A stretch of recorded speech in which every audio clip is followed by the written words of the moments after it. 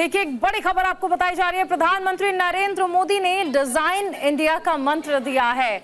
दुनिया को नए डिजाइन दे सकते हैं। भारत में पूरे विश्व के कल्याण का सामर्थ्य है।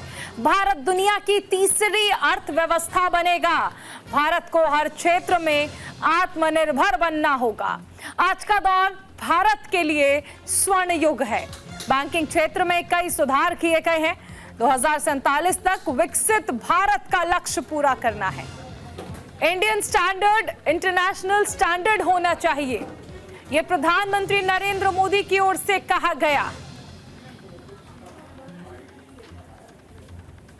तो प्रधानमंत्री नरेंद्र मोदी की ओर से ये तमाम बातें कही गई। 98 मिनट का संबोधन रहा जिसमें प्रधानमंत्री नरेंद्र मोदी ने ये तमाम बातें बोली हैं।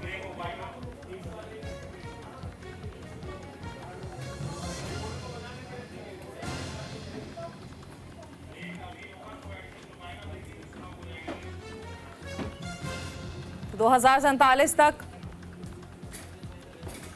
विकसित भारत का जो लक्ष्य है उसे पूरा करना है।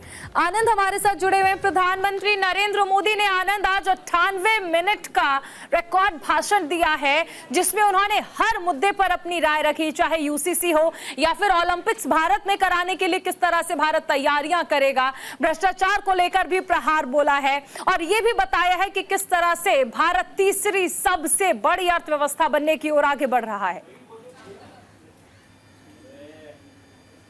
जी चारों, बिल्कुल जैसे कि हमने 7 बजे के लगभग जो बात कर रहे थे कि आज का जो पीएम का भाषण होगा वो 2047 विकसित भारत की परिकल्पना को कैसे सत्य किया जा सकता है उसको लेकर तमाम रूपरेखा जनता के बीच में रखी जाएगी। क्या वो निर्णय हैं जो मोदी सरकार के द्वारा लिए गए थे, जो कि उस जो सपना देख रहा है भारत आत्मनिर्भर बनने को लेकर, उसको कैसे पूरा करेंगे।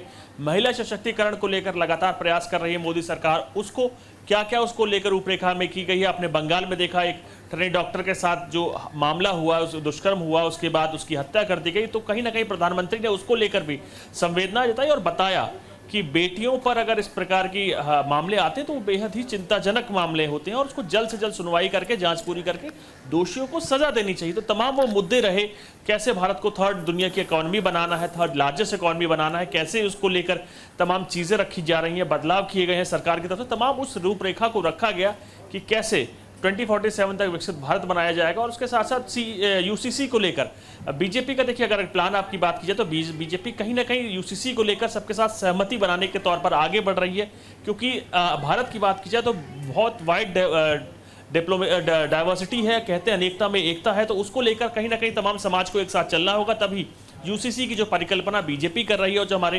फोरफादर्स करते थे उसको कहीं ना कहीं पूरा करने में मदद मिलेगी। कहीं बीजेपी इसको लेकर कोशिश कर रही है कि सर्व समाज में सहमति बनाई जा सके जिससे यूसीसी लागू किया जा सके, क्योंकि यूसीसी वो बिल होगा या कहीं कानून होगा जिसमें तमाम भारत के डाइवर्सिटी एक साथ आएगी, विविधताएं अलग हैं, सबकी परंपराएं अलग हैं, तो उसको अगर आप साथ ला सकते हैं तो सहमति ही एक मार्ग जरिया होगा जिसके चलते आप सबको साथ लेकर आ सकते हैं।